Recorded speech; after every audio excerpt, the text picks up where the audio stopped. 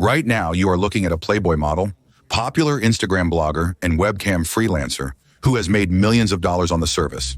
Besides everything else, she killed someone with her own hands. Look closely, it's scary. The girl in the photo is called Courtney Clenney. She was born on April 21st, 1996 in Dallas, United States of America, to a fairly wealthy family. Courtney's childhood, judging by the heroine's previous video, can be happily called happy. Her parents simply adored her and rarely denied her anything. So it's no wonder that the future blogger spent her days playing, resting, and doing nothing more. She also did quite a lot of work. When it was time to go to school and the family moved to Austin, little Courtney's schedule was already fully booked. Light athletics, artistic gymnastics, high jump, strength, a variety of sports activities. Her parents always told Courtney that she was destined for success, focusing on what the future holds for her in sports. In principle, she wasn't against it. In childhood, she seemingly succeeded in nearly everything she attempted. Around the age of 13, the girl's interest completely shifted from sports to creativity. Then she developed a passion for singing, acting, and recitation. But as there were only 24 hours in a day, sports activities were reduced to a minimum. The girl's family also backed these adjustments for the child's welfare. Indeed, Courtney became more and more engrossed in the world of theater, and after finishing high school, she decided not to continue her studies at the university. She moved to Los Angeles and began to build her acting career. But it turned out to be a bit more complicated, let's say, than she thought. People from nearly every corner of the globe are vying for a spot in the frame there. In her first year in LA, Courtney's biggest success was a small role in a B-movie and an appearance in a music video by rapper G-Eazy, who, it should be noted, later became quite popular. However, these achievements brought Courtney neither fame nor money. You can live without the first one, but without the second, it was hard to pay the rent. Soon, Courtney began to look for other options to express herself. During this time, she became actively involved in sports again, particularly fitness. She followed a diet and did everything to improve her physical shape. In 2016, she took 6th and 9th place in different categories at the National Physique Committee West Coast Classic. So, it wasn't a victory in the competition, but it definitely became her feature. The result really inspired Courtney, and she started spending even more time on improving her body. Within months, this led to success. First place in the National Physique Committee Brew City Competition. Courtney's parents thought, after all, it wasn't a bad idea to take their daughter to the Hippodrome. She tied her life with sports. And indeed, she had already forgotten about her acting career and was fully committed to national competitions. Who knows who and where she would be now if she hadn't started actively blogging on Instagram and YouTube during the same period. Oh, these networks. She didn't have any grand plans to gain 1 million followers or anything like that in the beginning. Then, she just shared her thoughts in blogs and beautiful photos from her workouts on Instagram. Her YouTube channel, by the way, still exists. You can find and watch her videos if you're interested. But you won't find the original Instagram account anymore. Something happened to it at some point. Her diet and exercise tips on YouTube didn't really take off, but her beautiful photos on Instagram are still there. With precisely 2 million subscribers, Courtney has indeed become quite a star. I don't know if Courtney used any secret methods of promotion, like giveaways or something, but according to the official version, it was as simple as in the movies. Instagram was everywhere promoting her content. Different publics posted, and people subscribed like crazy, thousands every day. Of course, big brands which turned to her with proposals to advertise their goods for money could not ignore this. On top of that, representatives of Playboy magazine came to Miss Clenney and proposed a photo session. And this only increased the audience's interest in her blog. And on top of that, something even more exciting happened in July of that same year, 2016. The launch of the Onlyfans service, which I won't ask you to subscribe to, because God forbid, deal with Buy Me a Coffee first. Courtney became one of the first super popular bloggers who started her account there on OnlyFans. As far as we know, the girl didn't post anything vulgar there, so light erotica, nothing more. And to earn nearly $1 million from OnlyFans for the coming year, that was more than enough. This is also advertising on Instagram, bar 2, Rozpiv Prats. Just like that. The tap of monetization was fully open. Expectedly, during that period, Courtney made the decision to pause her fitness model career and leave Los Angeles for a while. Since she was now earning online, she could live anywhere and pay significantly less for rent than in LA. If you don't know, property prices in California are the most expensive in the entire United States of America, or in all of the United States of America to be precise. Courtney moved to Texas, Austin to be precise, and rented a healthy penthouse there. And she immediately plunged into a new life, full of endless nights and alcohol. Her new neighbors were surprised that despite her excessive partying, she was kind and friendly, but only when she was sober. It was hard for her to quit drinking, as she would turn into, let's say, a person you wouldn't want to deal with, aggressive and irritated. To be fair, she had problems with alcohol earlier in her life as well. Back in 2015 in Los Angeles, she was arrested for aggressive behavior while intoxicated. People from her current environment wondered if she really didn't know peace when it came to alcohol. Eventually, from the moment the girl started taking fitness seriously, she completely moved away from alcohol and hasn't touched it for a long time. Until the moment she gave up on fitness and moved back to Austin. Already in Austin at the beginning of 2020, a boyfriend appeared in the blogger's life besides money, especially Christian Obumseli, about whom apparently not much is known. He was born on April 12, 1994. He passed away. In school, he was remembered as a super companionable, good guy who was always smiling. He also got into crypto and bought Bitcoin at a super advantageous price. He fully devoted his adult life to trading. He had no money problems, especially when he met Courtney. In the initial months of their relationship, they were inseparable. Everything was great and fairy tale-like, as it often is at the beginning. Eventually, it ended tragically.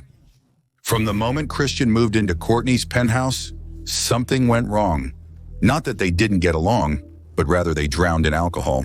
Every evening, the couple would arrive at one of the city's bars, where Courtney, not sparing her health or money, would order cocktail after cocktail.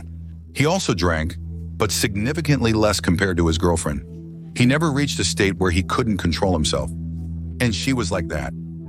She didn't see a problem with drinking every day, and to drive her car in such a state as well.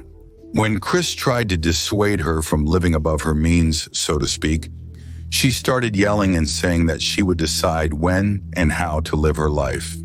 On September 16th, 2020, she was arrested for drunk driving. And within a few hours, she was released on $8,000 bail. Money was never a problem for her, I guess. The aggression and abusive behavior towards Christian from Courtney only escalated.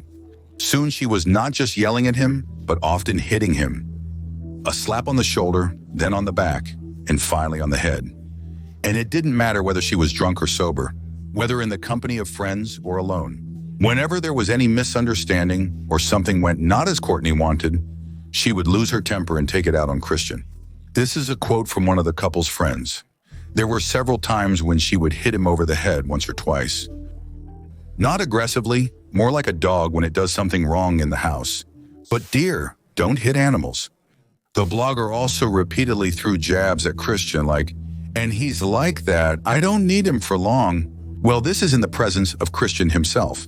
Soon, even the couple's friends began to notice that something was wrong. Quote, Christian always walked behind Courtney with his eyes down. He did something wrong, and he often didn't look at other people.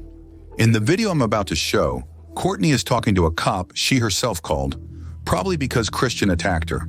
And from the questions of the police and the answers that Courtney was giving, it becomes clear that maybe everything is not as she tries to present it. Well, here goes. The video is without translation, with subtitles, because if you're just listening right now, look at the screen. Why would you think that you are going to do damage to... I like throwing something or like... Did you throw something? Did I? Yes. No. Did anybody throw anything? No. So why would you think that there is damage to the room to be made? Because I've done that before in our house. What have you done? I have thrown a glass and plate.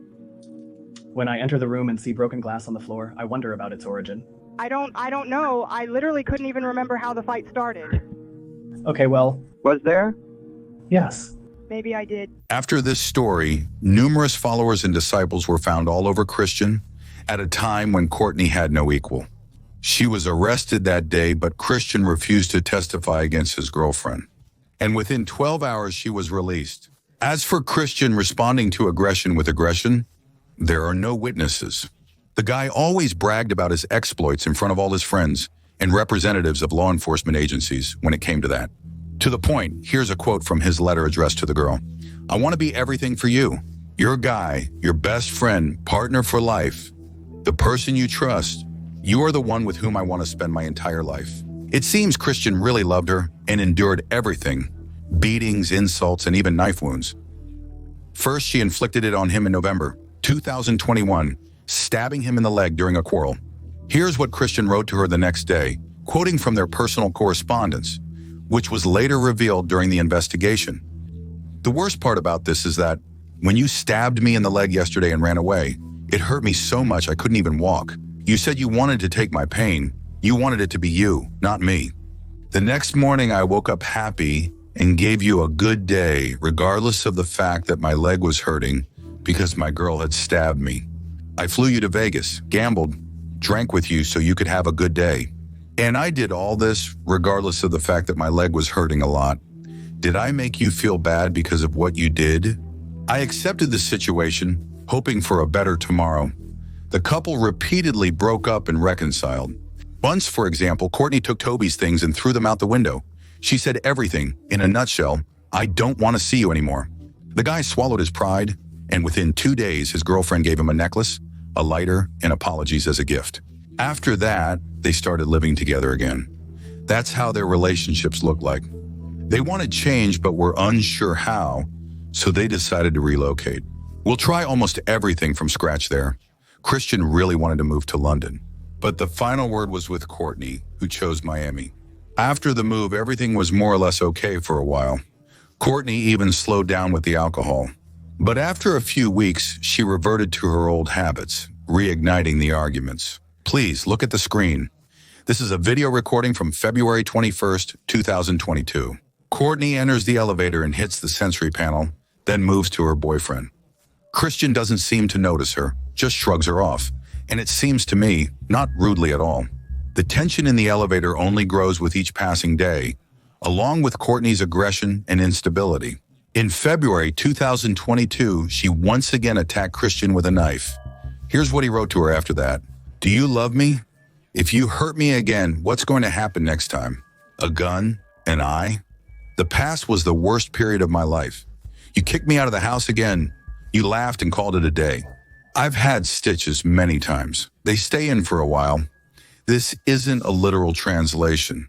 I try to work in a way that makes sense of the essence and context.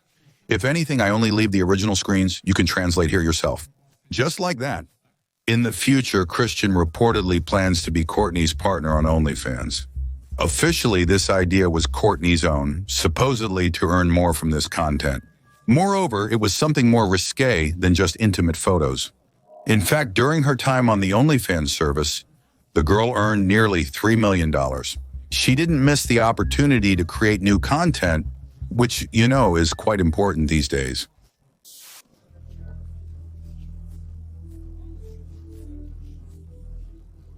Despite challenges, things became peaceful for Courtney and Christian starting April 3rd. They laughed, played with their dogs together, and enjoyed a lot. After lunch, Christian left the house to take a short walk and buy some food. He returned home around 16:32. Just 25 minutes later, Courtney dialed 911 to report that he had been stabbed. She was stabbed. An hour into the call, the operator heard the boy's voice in the background. He said, "I think I'm dying, and also, I can't feel my hands, I'm dying." Courtney told him that she was very sorry for Chris, and she couldn't call the rescuers for a long time because she couldn't remember the address they needed to come to.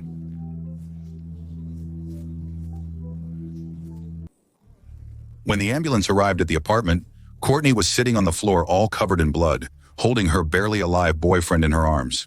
The doctors worked tirelessly for hours to save him, but despite their best efforts, it was all in vain. Unfortunately, his injuries were incompatible with life. Even so, Christian died at the age of 27 at the hands of his wife. Courtney Love was detained as the only suspect. At the beginning of the investigation, she didn't even know that Christian was dead and claimed that it was an innocent quarrel, and she defended herself when he attacked her. He grabbed her by the throat and pushed her against the wall, after which he forcefully threw her on the floor. And she didn't throw it at anyone, but just in his direction, about 3 meters away. There were no signs of beating on the girl's body or that Christian was tormenting her. And his body, dead as it was, spoke for itself. They simply informed Courtney's girlfriend that she was no longer alive at the time of the interrogation. Here are the original frames. We have to inform you that Christian did not make it. Unfortunately, the doctors did what they could. Christian is dead? Oh my God. I need to hug my mom. Courtney, realizing that her obsession was spiraling out of control, admitted that she was becoming a threat to herself and her parents due to her mental health state. And it wasn't just done on a whim. Under the Baker Act in the state of Florida, Courtney was immediately transferred from the police to the hands of psychiatrists. At this time, her lawyer was doing everything possible to get the case closed as quickly as possible. She was acquitted the very next day. Apparently, Courtney had a very good lawyer. In just 3 days, Courtney was out of the hospital and essentially just continued living her life. She was going to bars, drinking a lot, and spending money. Courtney's money was essentially just her problem. But while she was spending it on parties and alcohol, Christian's family was struggling to raise money online for his funeral. Courtney didn't give a dime. Christian's family also urged all indifferent people to call law enforcement representatives to conduct a normal investigation, which has been going on for a little longer than a couple of days, and it bore its fruit. Christian's case gained a lot of publicity. Indeed, the enemies who killed a blogger with 2 million subscribers, a model, a playboy, and a successful online creator, he didn't just disappear, he grew stronger every day. Then Courtney realized that she could no longer just spend time in public places peacefully. In this video, where she is drinking with her father in a bar, other visitors ask her to leave, softly.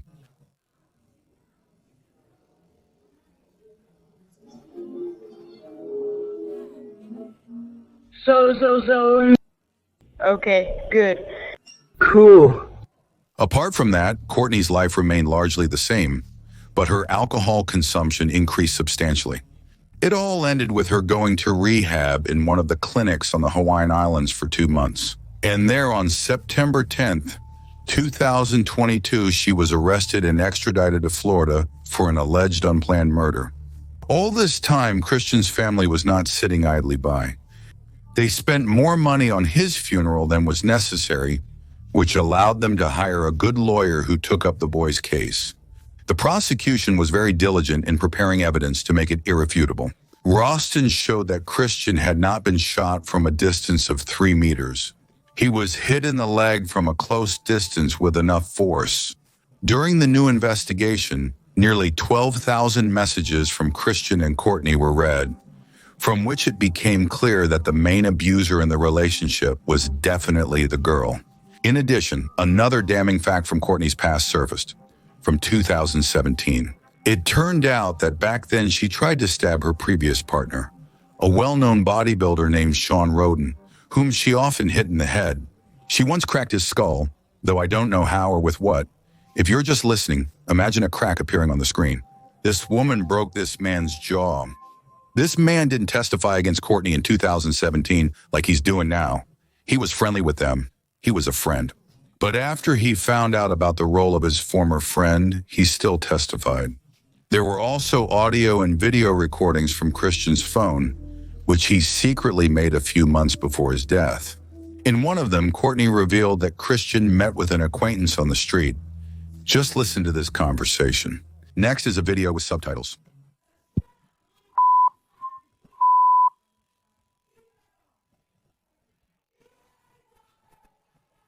I was at a bike ride when Courtney texted me. I told her that you and her have a misunderstanding. I forgot that I said that it doesn't matter to you and tell me that I...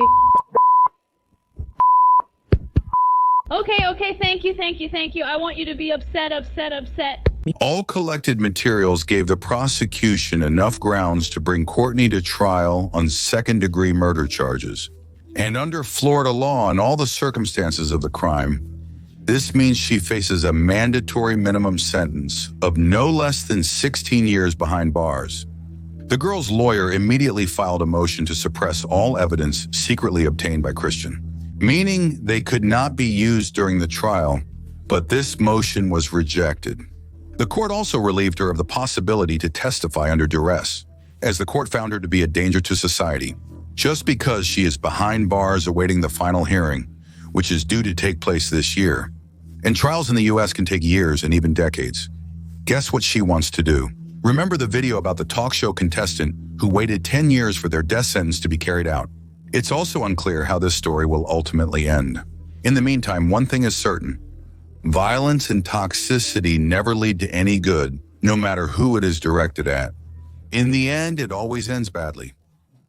Dear ones, if you've watched the video up to this second, know that you are the best and never let anyone belittle you. Take care of yourself, be kind. This was Vusania, see you next time. While you're here, share this video or this one. They're cool too. That's it, bye.